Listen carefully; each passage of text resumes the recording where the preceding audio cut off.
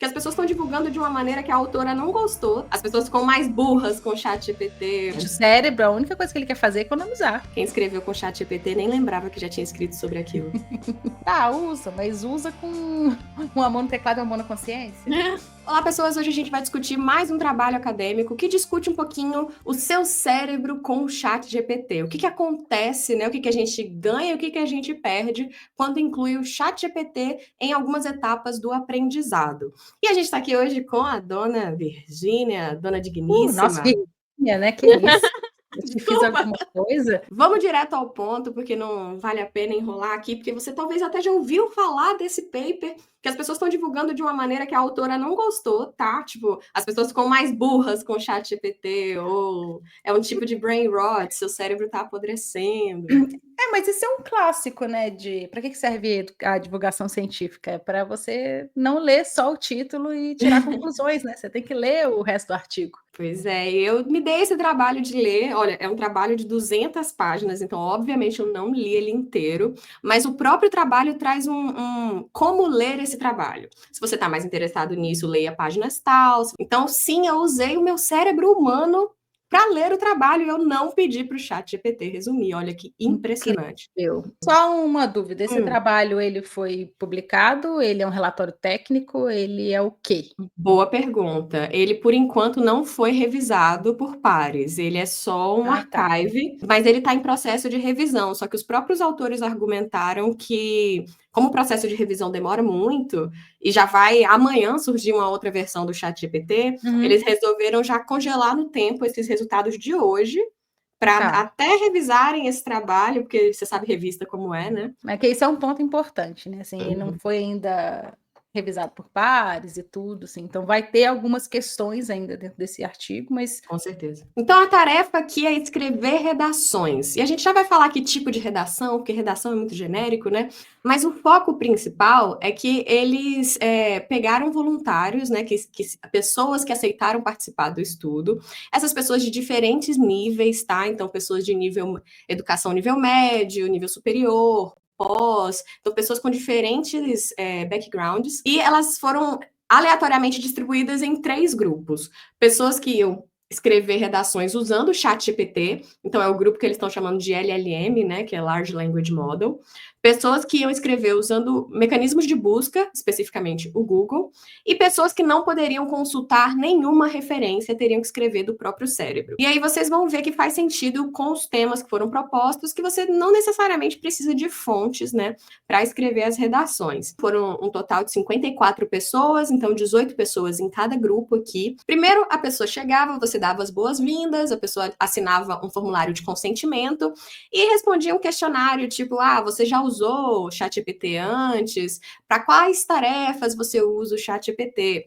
E, em geral, eles viram que era uma galera, assim, metá-metá. Metade não era muito familiarizada com aquilo e a outra metade usava quase que diariamente. Então, era um público bem diverso. Beleza, respondeu as perguntas, deu consentimento, eles aparelhavam você com 2 coisas principalmente. O capacete, para pegar as suas funções cerebrais, e um óculos para pegar o movimento do olho.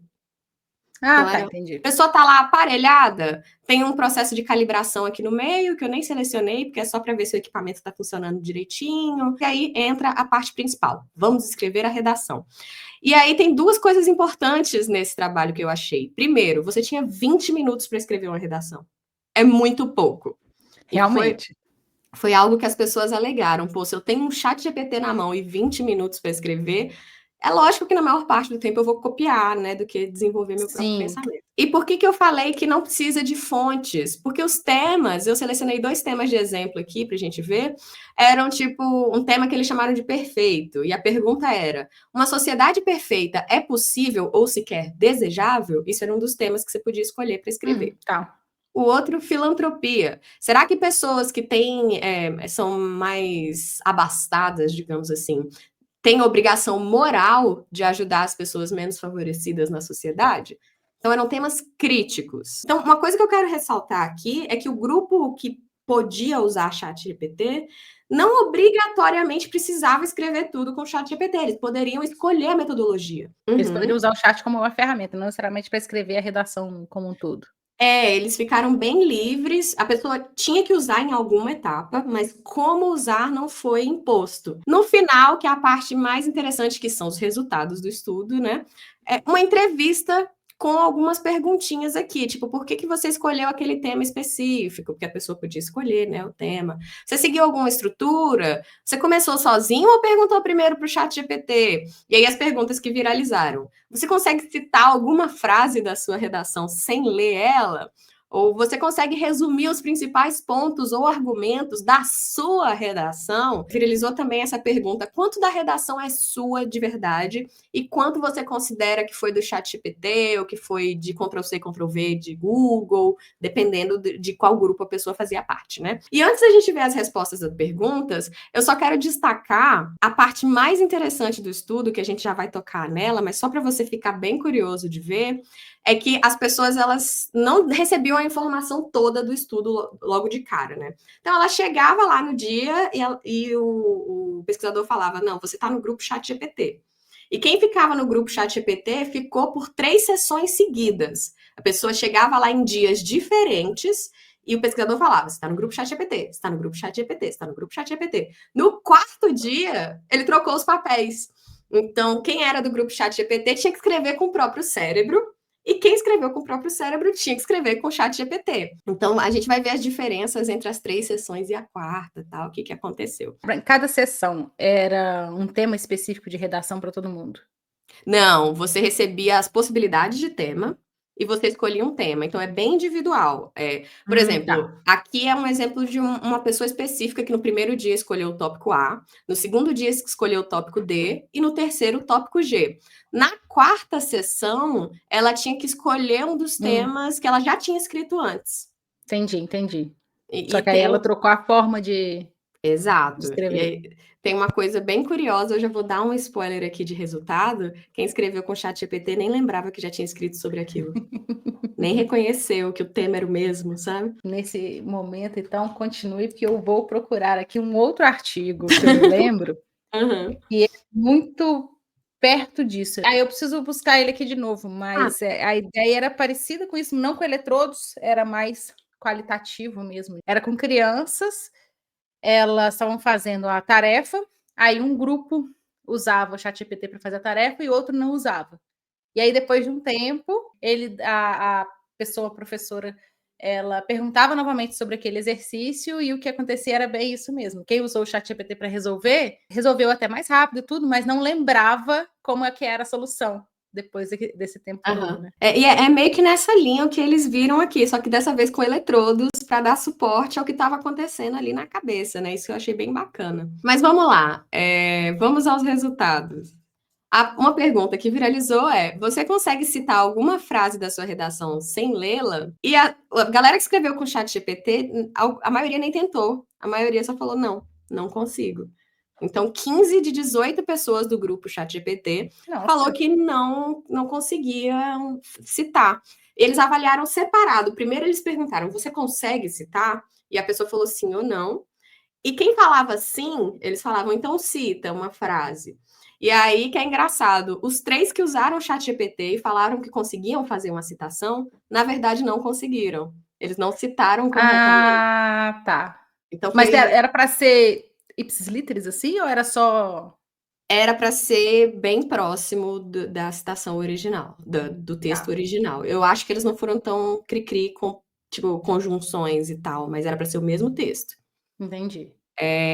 E quem usou Google e quem usou o próprio cérebro falaram que sim conseguiam responder e não surpreendentemente conseguiram citar corretamente. Então a Uhum. galera ela realmente tinha tanto um senso de autoria quanto conhecia o seu trabalho. E quem fez com o ChatGPT teve mais dificuldade em falar sobre o próprio trabalho que tinha feito. E aí esse outro dissenso de autoria também é bem interessante. Quanto da redação foi tirado, né, de alguma ferramenta e quanto foi seu. Aí, quem escreveu com o próprio cérebro deu de 90% para cima, que considerou o texto como próprio, né? Esse texto é meu. Quem escreveu com buscadores já teve esse verdinho é um percentual mais baixo, já é um senso de posse de 70%, um senso de autoria de 70%. E tem cerca aqui de 4 pessoas, 5 pessoas que escreveram com o ChatGPT, que não tinham quase nenhum senso de autoria, que falaram, esse texto eu não considero que é meu, esse texto é do ChatGPT. Entendi. E elas até argumentaram, o tempo era curto, justificativas existem, tá?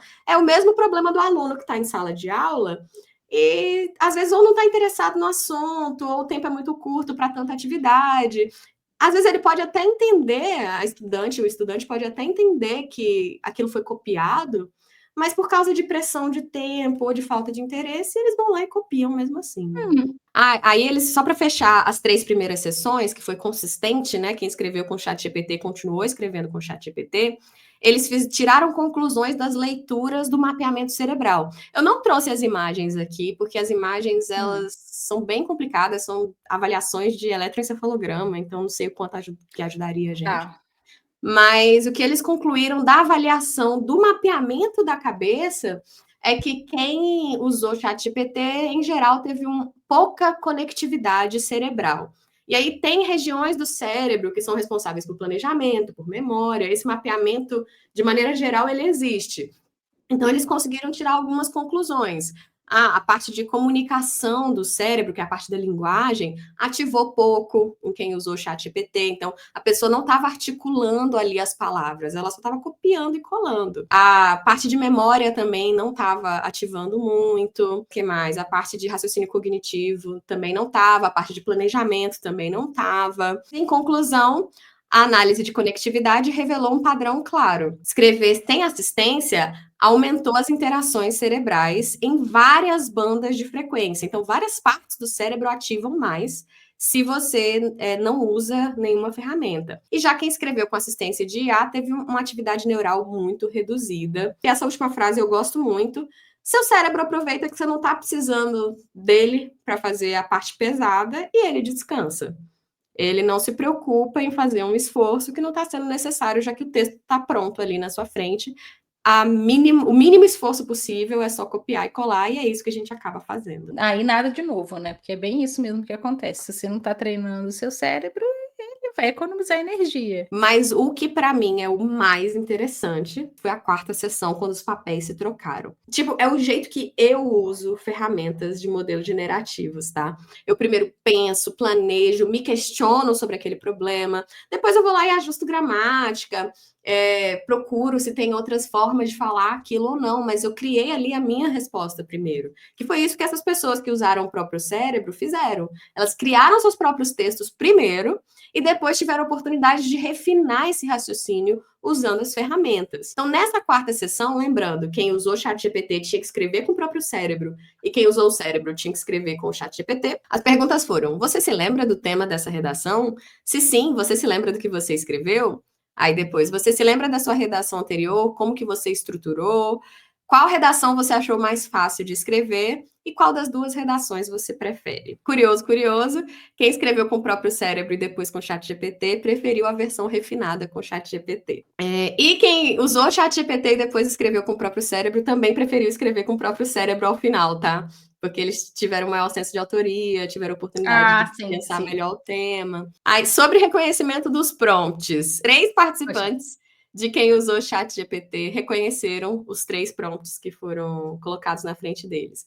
Então, escolhe aqui esses 3 temas de redação. Só 3 pessoas falaram assim, são os temas que eu já escrevi. Só 3 pessoas que usaram o ChatGPT. Né? Eu tinha escrito isso aqui. E todos os outros, eu acho que está escrito aqui, todos os participantes que escreveram com o próprio cérebro reconheceram os 3 prompts. Significa que a pessoa criou ali uma memória, uma familiaridade com o seu trabalho anterior. E aí, em cima disso tudo, de todos esses textos escritos com o próprio cérebro, com o ChatGPT, eles fizeram uma análise das palavras. Basicamente, bolinhas e quadrados que estão na mesma posição nesse gráfico usaram palavras parecidas. E os que estão mais afastados usaram palavras mais diferentes. Azul, as bolinhas azuis é quem usou o ChatGPT, quadrados vermelhos é quem usou mecanismos de buscas e losangos laranjas é quem usou o próprio cérebro. Aí, se você vai olhar os losangos laranjas, eles estão mais espalhados, tá vendo? Quem escreveu com o próprio... Eu acho engraçado, eu sei que a gente tá falando esse tempo todo, escreveu com o próprio cérebro, todo mundo escreveu com o próprio cérebro, é só que ninguém Teve gente que não usou a ferramenta, teve gente que usou, né? Não, mas é porque eles chamam de brain only, de Pois apenas eles chamaram de cérebro. brain only, aí parece assim, então as outras pessoas não tinham cérebro, Aham. fica engraçado. Mas o brain only, né, que não está usando nenhum outro tipo de ferramenta, ele usa palavras mais diversas do que quem está na Usando LLM ferramentas. ou Search Engine. O ponto principal que eles destacaram, e tem muitas análises, não é só essa, tá, gente? Mas, como eu falei, é um paper de 200 páginas. Você vê essas bolinhas azuis aqui, todas uma do lado da outra, são textos de pessoas diferentes que usaram as mesmas palavras, que ficaram muito parecidos entre si. E aí eu peguei uma citação lá na introdução deles, que é o conhecido problema da câmara de eco que os modelos de linguagem trazem.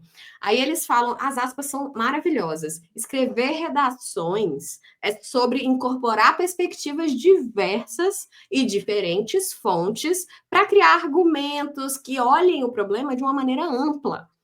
Então, quando você pede para várias pessoas sentarem numa mesa e discutirem um problema, como será que uma sociedade perfeita é desejável? Você quer perspectivas diferentes sendo confrontadas. E aí, quando você usa um chat GPT para escrever, você tem o quê? Uma uniformidade, uma homogeneidade da argumentação.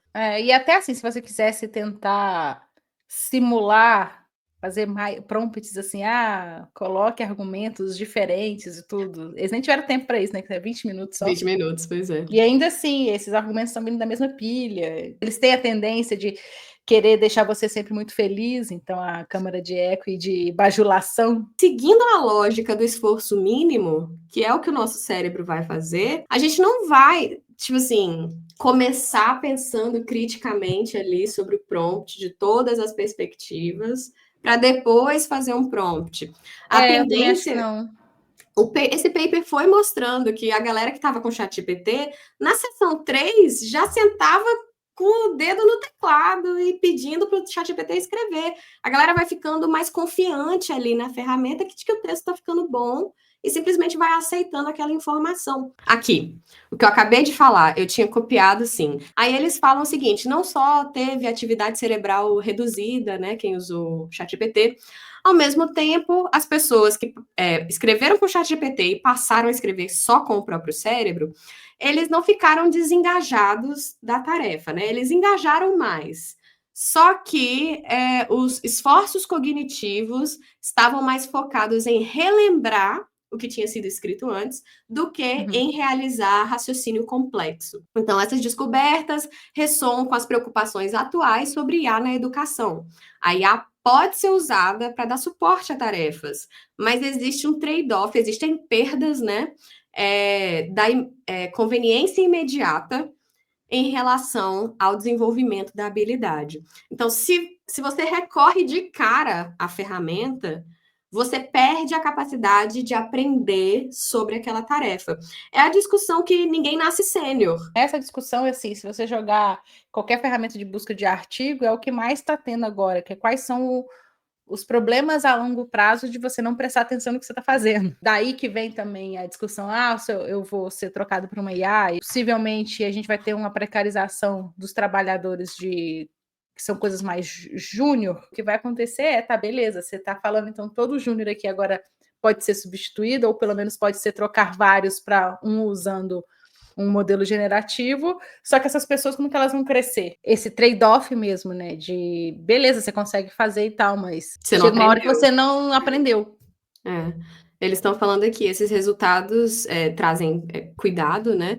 Que algumas atividades requerem exercício. Se você não faz o básico sozinho, você não está pronto para o complexo. Você não cria, literalmente, você não cria os caminhos neurais na sua cabeça. Então, aqui, eles dão esses argumentos em cima dos dados do eletroencefalograma.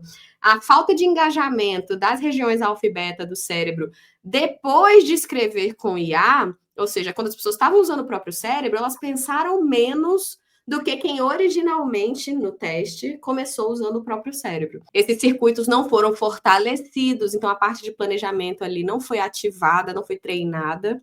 Então, quando um participante encarou a tarefa sozinho, eles performaram pior.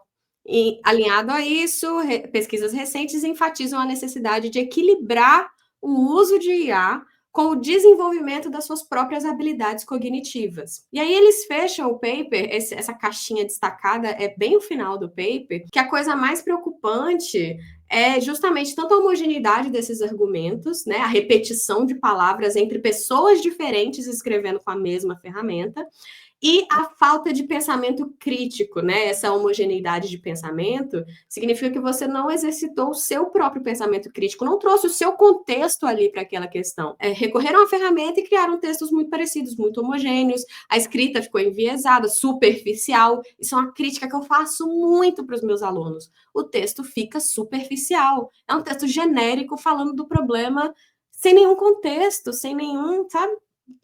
Sem materialidade. Não tem uma massa. Não tem uma massa, pois é. Esse padrão reflete a acumulação do débito cognitivo, uma condição em que você confiar repetidamente em modelos de linguagem substitui o esforço cognitivo que é requerido para você pensar de maneira independente. Você não exercita o pensar e você simplesmente para de pensar. Seu cérebro fala, não precisa mais. O cérebro, a única coisa que ele quer fazer é economizar. Pois é.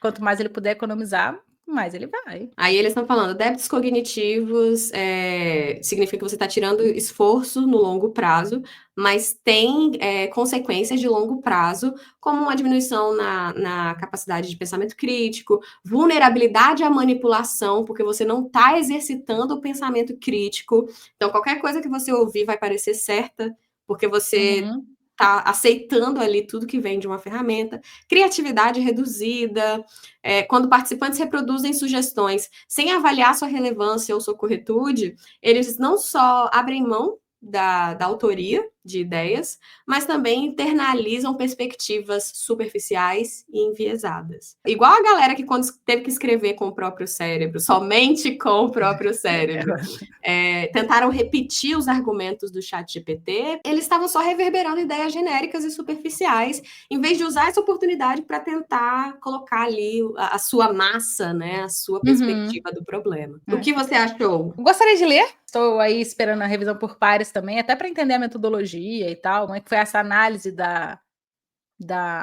redação, né, também, porque isso pode ser bem subjetivo, também quando a gente fala o que é uma redação boa, o que é uma redação ruim, o que é um argumento superficial, o que não é um argumento superficial. Mas eu acho interessante que isso são achados que têm sido, né, recorrente, o conhecimento não está sendo armazenado. E aí você fica com preguiça, porque para que eu vou fazer se tem alguma coisa que faz para mim? Você não consegue ser a pessoa que vai corrigir a IA se você não treinou em primeiro lugar. Exato, aí é o problema de sempre, gente. A questão não é não usar.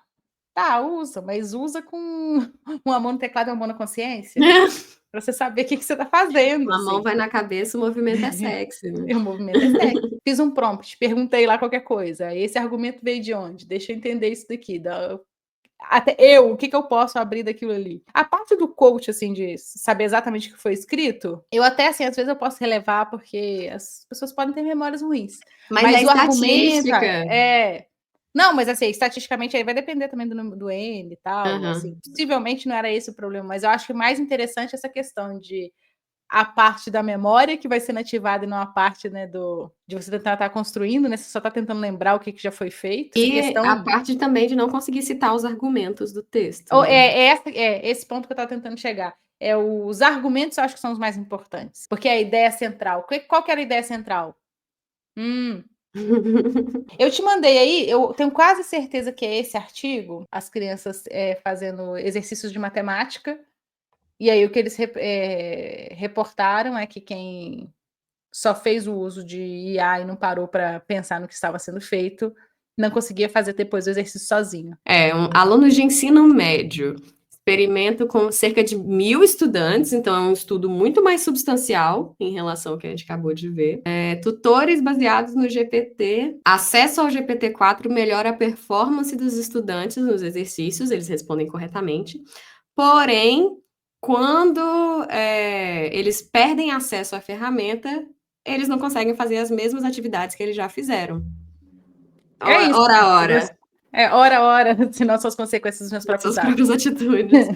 Pois é, se você fez com o ChatGPT, você não consegue citar o seu próprio texto, você não consegue fazer É, aquela é tarefa a sem mesma ChatGPT. ideia. Pois E aí, é. recente, saiu esse outro artigo aqui, é uma meta-análise sobre os efeitos do uso do chat GPT no aprendizado. Aí, meta-análise é aquela questão, né? Eles estão vendo como é que está a literatura e... Uhum. Os Ao mesmo resultados tempo, indicam que o ChatGPT tem um impacto positivo em melhorar o aprendizado e um impacto moderado em melhorar a percepção de aprendizado. Mas olha só, se você tem que usar metodologias apropriadas e isso. provavelmente introduzir a ferramenta na hora certa para conseguir que ele se torne que cause um impacto positivo no aprendizado. É o ponto que a gente está falando. Você pode usar, você tem os seus argumentos, dá uma melhorada aqui para melhorar a coerência desse meu texto. E não simplesmente me dê todas as respostas. Aqui eu não tenho que pensar para isso. Mas é essa ideia. Tem que usar de maneira, gente, como qualquer ferramenta. Você usa com parcimônia, com a mãozinha na consciência.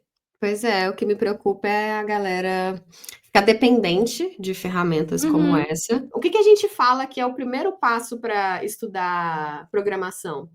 É o pensamento computacional. Pensamento computacional, e não Se você simplesmente é, código.